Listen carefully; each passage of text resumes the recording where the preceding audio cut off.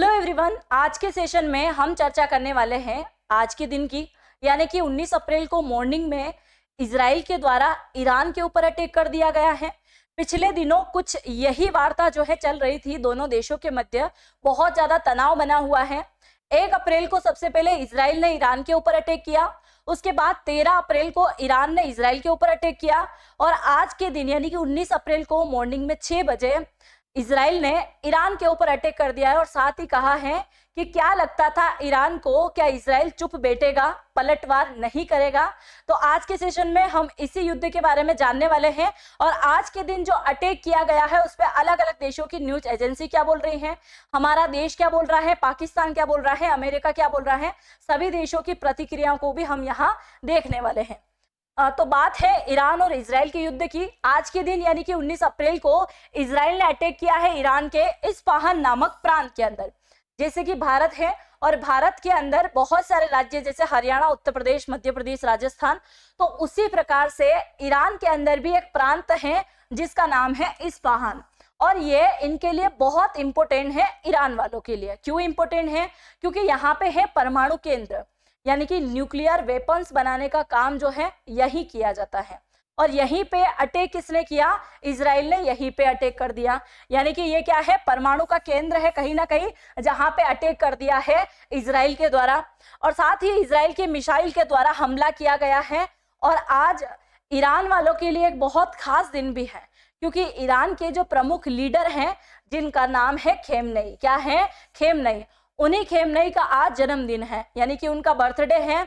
इसलिए इजराइल के द्वारा यह भी कहा गया है कि हमने खेमनेई को एक रिटर्न गिफ्ट आज दिया है, यानी कि क्या बोला है? Happy birthday Khamenei. और उनको क्या दिया है? एक रिटर्न गिफ्ट देने की यहाँ बात की है। आज इनका बर्थडे है और आज ही का दिन इन्होंने चुना है कि हमको क्या करना है? अटैक करना है। तो बिल्कुल अटैक किया गया है। इसके अलावा ईरान के बीते रविवार को इजराइल पर हमला किया, उसके बाद जैसे ही इजराइल के ऊपर अटैक किया गया था पिछले रविवार को, यानी कि 13 अप्रैल के आसपास को जब अटैक किया गया था, तो उस समय से लेके आज दिन तक जब तक अटैक नहीं किया तब तक नेतन्याहू ने लगातार 5 प्रकार की मीटिंग का आयोजन किया। साथ ही उनकी जो खुफिया एजेंसी है, जैसे हमारे यहाँ की है आईबी, पाकिस्तान की है आईएसआई, उसी प्रकार से इजराइल की जो खुफिया एजेंसी है मोसाद, उनका जो प्रमुख लीडर हैं उनके साथ भी इनके कई सारे पिक्चर अभी वायरल हो रहे हैं, जिसमें बताया जा रहा है कि वो उनके साथ भी वार्ता कर रहे हैं। मतलब बहुत आगे की प्लानिंग करके ये चल रहे हैं इजराइल वाले। इसके साथ ही इजराइल के जो प्रमुख है नेतन्याहू, इन्होंने 5 प्रकार की मीटिंग का आयोजन किया। लगातार बैक टू बैक इनकी 5 मीटिंगें चली और 5 मीटिंग लेने के बाद अंततः इनका फैसला आया कि अब क्या कर दो, ईरान के ऊपर कर दो अटैक। मतलब ईरान के ऊपर आज मॉर्निंग में इन्होंने क्या कर दिया?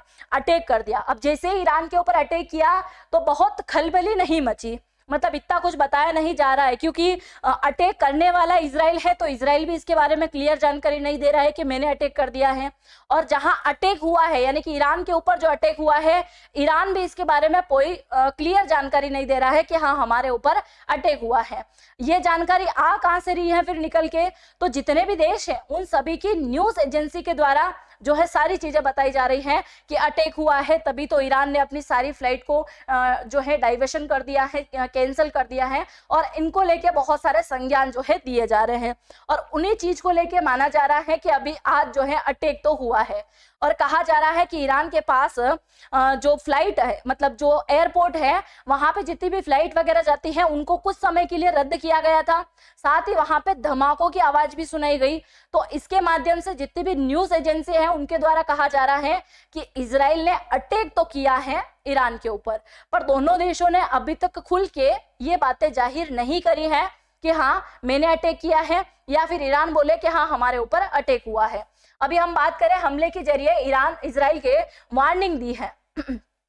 इजराइल ने क्या किया है? ईरान को वार्निंग दी है। इजराइल के एक वरिष्ठ अधिकारी वाशिंगटन ने पोस्ट करते हुए क्या बताया है कि ईरान पर हुई ड्रोन स्ट्राइक का मकसद उन्हें बताना है कि इजराइल बिल्कुल शांत नहीं बैठेगा। आज के दिन हमने सिर्फ और सिर्फ एक ड्रोन स्ट्राइक ही करी है, कुछ ही मैंने बम के धमाके करवाए हैं। इससे आप थोड़ा सा जाहिर कर लेना कि इजराइल जो है चुप बैठने वाला नहीं है। अगर कोई देश उसके ऊपर अटैक करेगा तो वो शांति से उन सभी चीजों को नहीं देखेगा बल्कि पलट पलटवार करेगा। और ये सारा किसने कहा है? तो इजराइल के एक वरिष्ठ अधिकारी ने कहा है। इसके अलावा अभी हाल ही में 13 अप्रैल को जब ईरान ने अटैक किया था इजराइल पे, तो ईरान ने अटैक करने के बाद में धमकी दी थी और अमेरिका को भी धमकी दी थी, और ईरान ने यह भी बोला था कि अगर अब इजराइल वापस पलटवार करता है तो उसके लिए सही नहीं रहेगा। क्या नहीं रहेगा? उसके लिए सही नहीं रहेगा, और हम क्या करेंगे? फिर उसके परमाणु हमलों पे, मतलब उसके परमाणु जितने भी ठिकाने हैं उस पे हमला करेंगे। ये किसने बोला? ईरान ने। जब 13 अप्रैल को ईरान ने अटैक किया, उसके बाद में ईरान ने एक बयान भी जारी किया था और ये भी कहा था अगर कोई भी देश इजराइल का सपोर्ट करने के लिए आगे आता है तो सबसे पहले मैं उसी से निपटारा करूंगा। ये बात बोलता है ईरान। उसके बाद ईरान ने यह भी बोला था कि अगर अब इजराइल सोच रहा है कि मैं पलटवार करूं, और अगर वो पलटवार करता है तो हम सबसे पहले उसके परमाणु केंद्रों को ही क्या बनाएंगे? ठिकाना जो है, पूरा का पूरा मकसद उसी को केंद्रित करेंगे। अब इसी सारी चीजें होने पर इजराइल ने क्या बोला कि तुम जो है अटैक करो, उससे पहले हम ही अटैक कर देते हैं और हम जो है उन्हीं केंद्र को निशाना बनाएंगे जिसका तुमने जिक्र किया है। तो यही सारी चीजें पकड़ के किसने अटैक कर दिया? इजराइल ने अटैक कर दिया, और ये सारी चीजें बाद में बोल दी थी। और इसके साथ ही इजराइल ने कहा है कि हमने केवल अभी तक मिलिट्री साइट को ही पकड़ा है, उनके ऊपर ही अटैक किया है, बाकी क्षेत्रों में हमने अटैक नहीं किया है। ईरान और इजराइल दोनों देश अभी तक कंफर्म बिल्कुल भी नहीं कर रहे हैं कि धमाके हो कहां से रहे हैं, क्या हो रहा है। अब हम बात कर लेते हैं ईरान का जो प्रांत है इस्फहान, और इस्फहान के अंदर एक जगह है जिसका नाम है नौनताज। क्या नाम है? नौनताज इनका नाम है, नौनताज। इस नौनताज नामक इलाके के अंदर क्या होता है? इसके अंदर यूरेनियम एंट्रिजम प्लांट लगाए गए हैं। अब ये यूरेनियम एंट्रिजम प्लांट क्या होते हैं? तो जो न्यूक्लियर वेपन्स बनाए जाते हैं उनके अंदर सबसे उपयोगी वस्तु की अगर हम बात करें कि सबसे अधिक डाले जाने वाली अगर कोई वस्तु है तो वो है यूरेनियम एंट्रिजम प्लांट, और इन्हीं का यहाँ पे क्या है? वेब लगा हुआ है। उसी के चलते जो है क्या कर दिया है इन्होंने? उसी के वहां पे हमले की तैयारी करी और वहीं हमला किया है। मतलब अगर यहाँ नुकसान होता तो बहुत ज्यादा खतरनाक तरीके से जो है यहाँ नुकसान हो सकता था। इसके साथ ही ईरान में अभी बहुत सारी चीजें चल रही हैं, और उसको लेके अभी हाल ही में ऑस्ट्रेलिया ने भी क्या कर लिया है? एक गाइडलाइन जारी कर दी है। ऑस्ट्रेलिया ने क्या बोला है? ऑस्ट्रेलिया ने बोला है कि हमारे जितने भी नागरिक हैं, यानी कि जिनके पास में ऑस्ट्रेलिया की नागरिकता है, अगर वो ईरान के अंदर पढ़ाई करने के लिए गए हैं या फिर इजराइल के अंदर गए हैं, किसी भी कारणवश से गए हैं, तो बिल्कुल भी चिंता का विषय मत बनाइए और आप आज ही अपनी फ्लाइट को बुक करा के वापस अपने देश लौट आए, क्योंकि आने वाले समय में हो सकता है कि स्थिति अभी जो है वैसी ना रहे। हो सकता है कि सारी फ्लाइट जो है कैंसिल कर दी जाए और भी भयावह स्थिति जो है हमको देखने को मिल सकती है।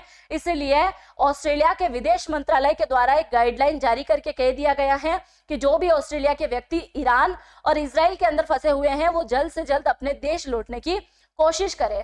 साथ ही अब सबसे बड़ा मुद्दा ये निकल के आता है कि ये सारी जानकारी जो है अमेरिका को पहले से ही थी कि इजराइल अटैक करने वाला है ईरान के ऊपर। अब हो क्या रहा है? अभी हाल ही में अमेरिका के द्वारा ये सारी चीजें क्लियर की गई हैं। यरूशलेम में अमेरिकी दूतावास में सिक्योरिटी में अलर्ट भी कर दिया गया है, अलर्ट भी जारी हो चुका है, रेड अलार्म जो है बजना शुरू हो गए हैं। एनबीसी न्यूज एजेंसी के अनुसार कहा गया है, ये न्यूज एजेंसी ने बताया है, एनबीसी ने कहा गया है कि इजराइल जो है अटैक करने वाला था। इसकी जानकारी 24 घंटे पूर्व ही किसे दे दी गई थी? अमेरिका को दे दी गई थी, और उसके 1 से 2 दिन बाद जो है इजराइल ने ईरान के ऊपर अटैक किया है।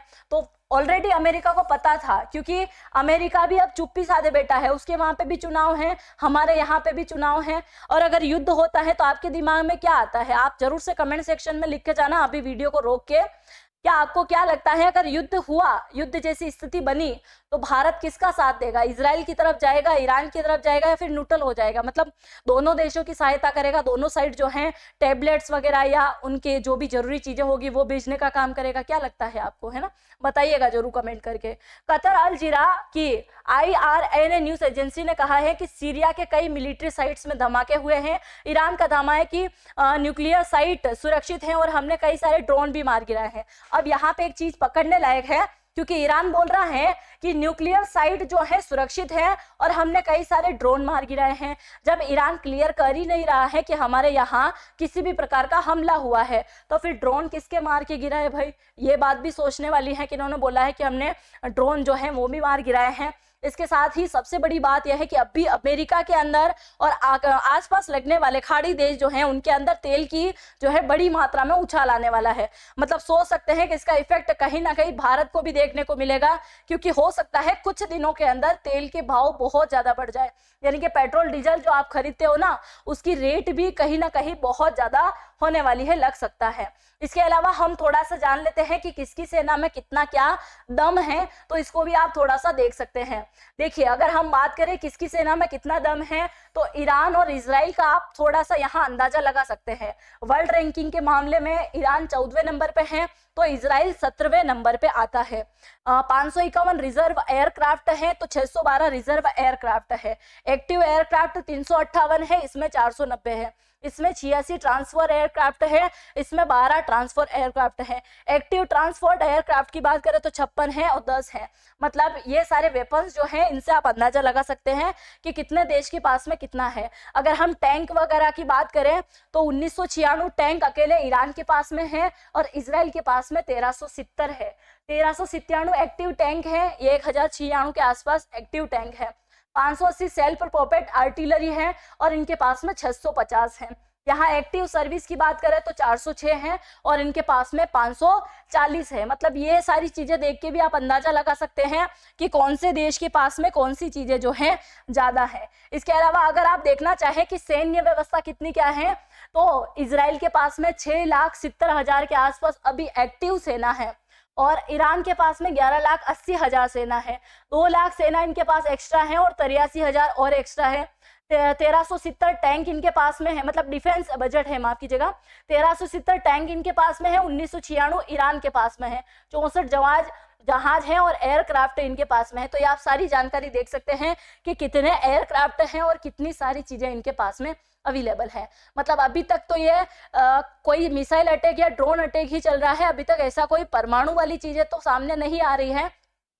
अब अगर हम बात करें कि सबसे प्रमुख रूप से भारत पाकिस्तान जो है इस पे क्या प्रतिक्रिया दे रहा है, भारत की अगर बात करें तो भारत ने फुल ऑन कोशिश करी है कि इजराइल और ईरान जो है अभी जिस स्थिति में बने हुए हैं उस स्थिति को यही खत्म करे और दोनों देश अपना तनाव थोड़ा कम करे, क्योंकि अगर ये तनाव लगातार बढ़ता गया तो बहुत भयावह स्थिति होगी जिसका हर्जाना सभी देशों को कहीं ना कहीं भरना होगा, है ना।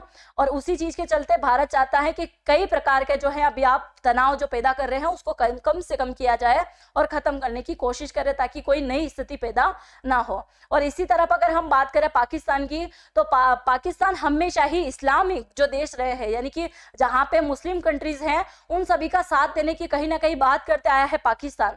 पर जब युद्ध नीति स्टार्ट होती है कि हाँ युद्ध होने वाला है, तो वो अपने कदम जो है थोड़ा पीछे खींच लेता है। वो सोचता नहीं है कि हमें और कुछ करना चाहिए। मतलब हमेशा ही आपने देखा होगा उसने ईरान का समर्थन किया है, पर जब युद्ध की बात आती है तो युद्ध को लेके वो अपनी बयानबाजी करता है पर साथ देने के लिए रेडी नहीं होता है। इसी प्रकार इजराइल के ऊपर उसने अभी बयानबाजी करी है और कहा है कि ये जो इजराइल है वो क्या है, यहूदियों का देश है कहीं ना कहीं, और ये देश जो है चाहता है कि कहीं ना कहीं मुस्लिम वर्ग के ऊपर हम अटैक करें। तो ये सारा सिर्फ बयानबाजी वो कर सकता है, साथ देने के लिए अभी किसी भी प्रकार से वो अपनी स्थिति नहीं दर्शा रहा है। बाकी अपनी राय जरूर से आप कमेंट सेक्शन में लिख के जाइएगा कि क्या हो सकता है अगर इन फ्यूचर ऐसी कोई परिस्थिति बनी तो भारत पाकिस्तान अपनी क्या प्रतिक्रिया देगी। आपके माइंड में आप क्या सोचते हैं कि क्या होगा क्या नहीं होगा, तो अपनी राय जरूर से कमेंट सेक्शन में लिखिएगा।